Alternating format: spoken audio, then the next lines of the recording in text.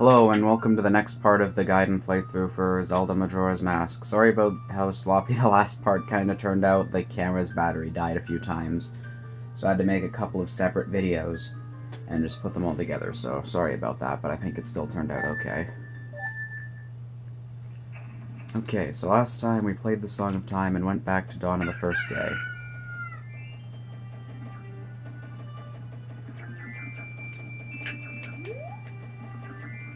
If you remember, now we have to go see the Happy Mask Salesman about getting our original form back.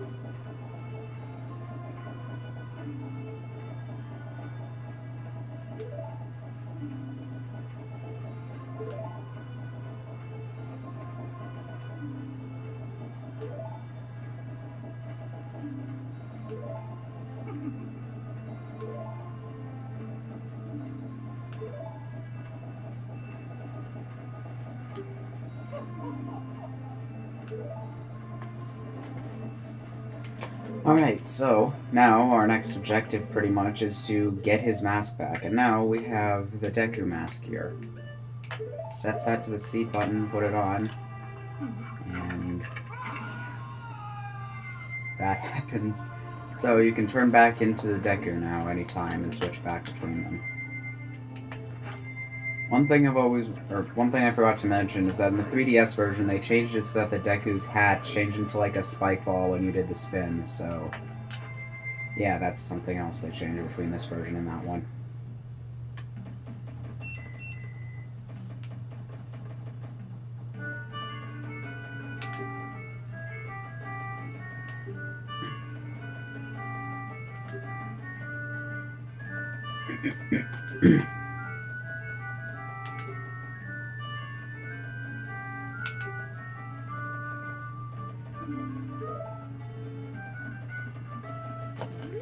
Alright, so first we need to go to the swamp because pretty much Tail told us to. Told us to go there and find the ones in the 4 areas of the world.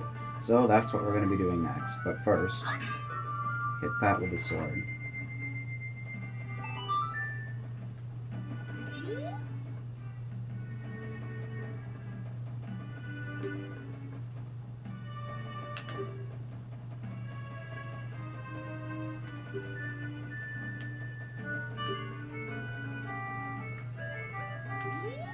Alright, so as you can see, you can use those to do a quick save, pretty much. In the 3DS version, those weren't a quick save, they were a full save, and you didn't save by using the Song of Time.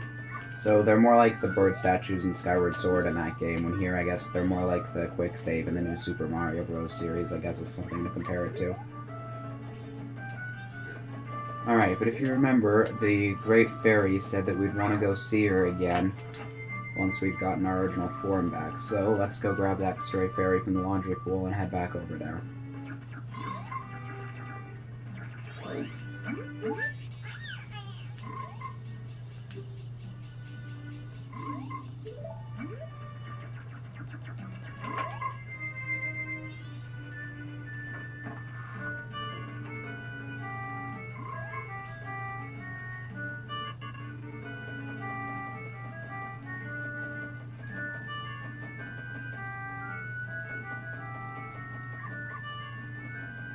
Oh, and one other thing I forgot to mention.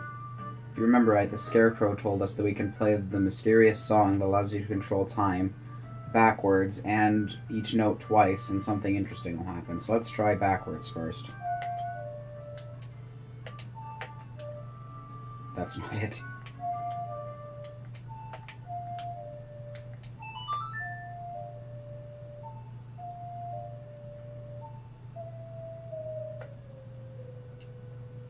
Inverted Song of Time slows time down.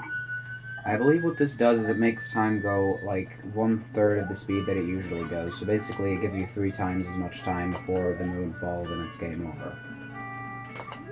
So pretty much remember to play that at the beginning of every 3-day cycle because you only have like 50 minutes or something in normal time, or 54, something like that.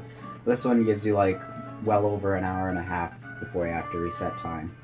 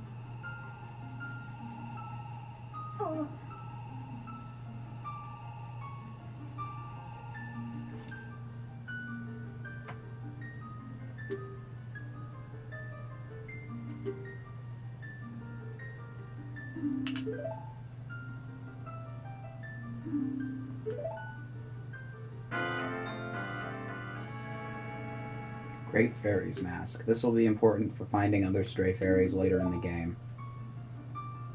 So be sure you get this, because it's going to be very, very helpful later on, trust me.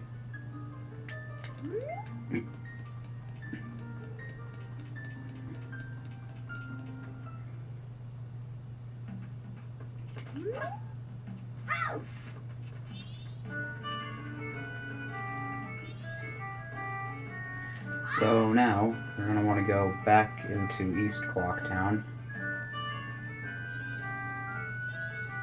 and talk to this kid again. The code was, I believe, 3, 4, 1, 2, 5.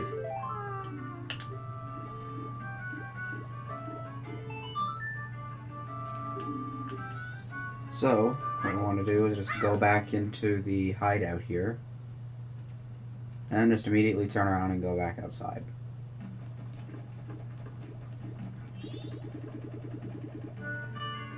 Then we'll see that this guy is waiting for us, wondering why we know the secret code if we haven't passed his test.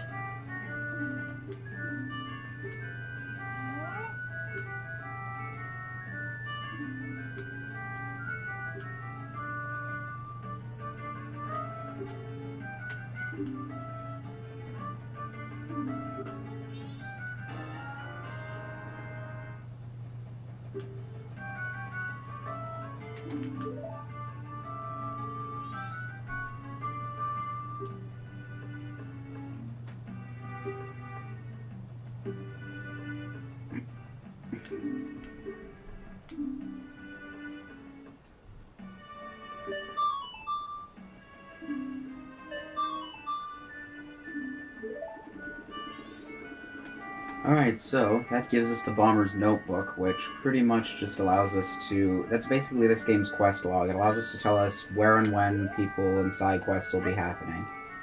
So just check that, look through it every time you talk to someone, they'll be added to it, and basically it tells you what their problem is and how you can go help them.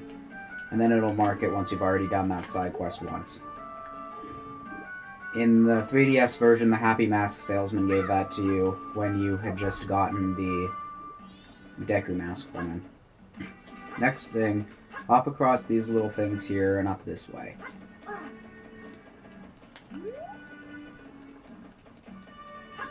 Because back here, there's a chest that has 100 rupees. Pretty much going to be using this chest, like, probably every 3-day cycle for the rest of the game, because it gives a fair amount of money and it's super easy to get to.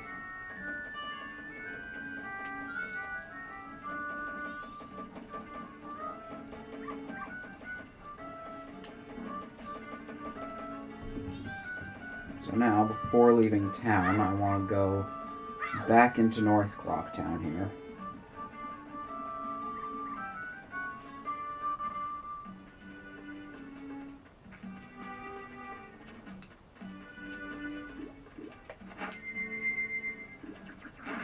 Go into this flower.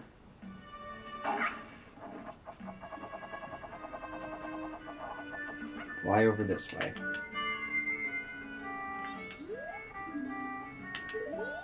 Deku Scrub Playground.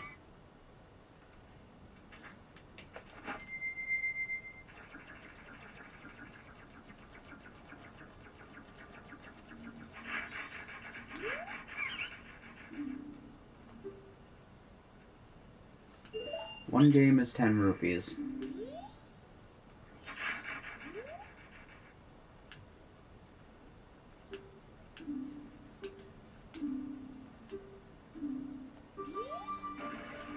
Alright, so what we want to do here is just fly around all these platforms and get all the rupees from them.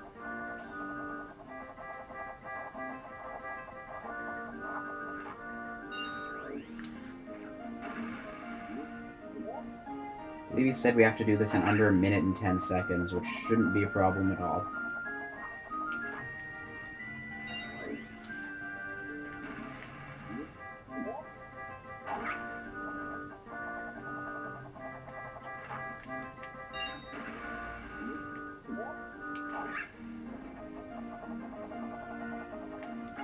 Oh.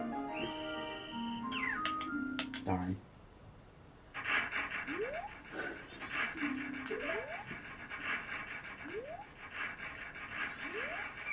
Let's try this one more time, if not, I'll just beat this off screen. Because don't get the feeling that no one wants to watch me just play this mini-game a million times, because as easy as this looks, I'm actually not very good at it.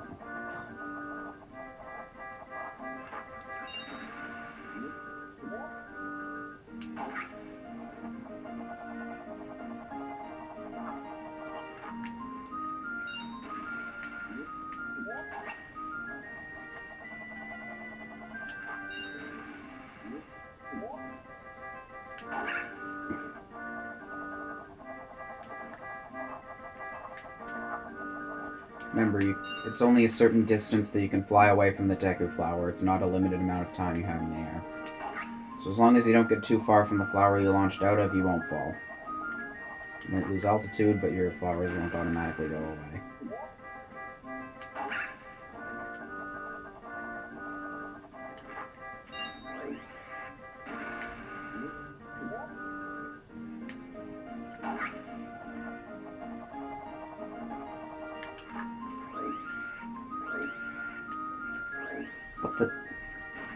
Go in the flower, please.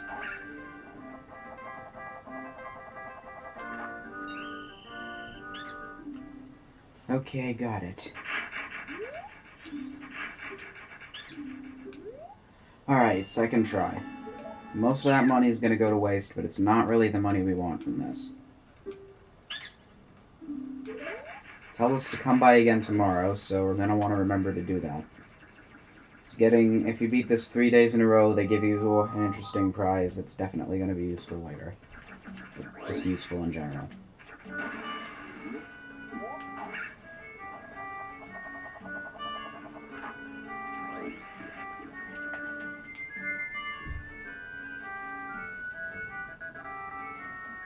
Last thing I want to do in this part is run back over to West Blocktown here.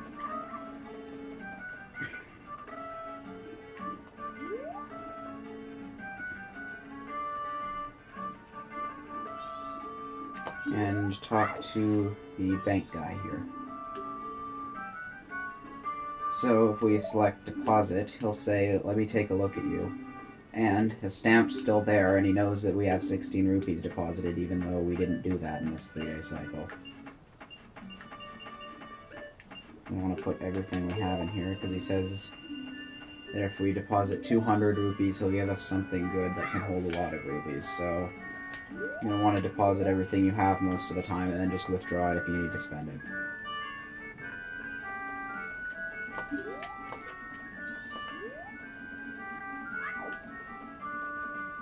Alright, well I'm kind of running low on time on the video here, so next time we're going to head outside the town to the southern swamp. Thanks for watching, hope you found the video